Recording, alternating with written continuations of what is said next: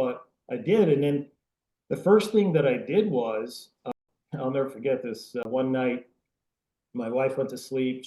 We put the kids to sleep, and I was just sitting up.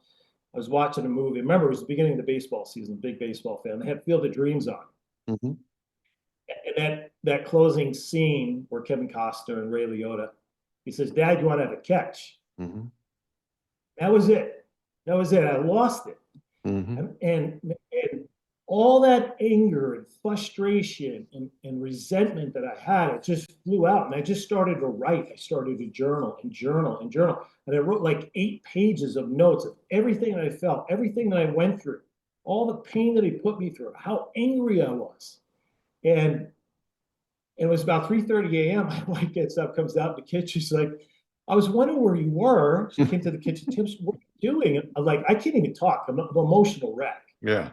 And I hand this letter to her, and she's wiping the sleep out of her eyes. She goes, "What is this?" I said, "It's a letter to my dad." Wow. And she goes, "You want to read it?" And I said, "Yeah." So she read it.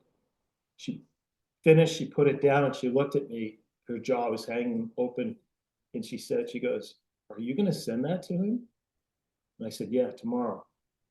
She goes, "Will you do me a favor?" And I said, "What?" She goes, "I want you to read this every day for the next 3 days.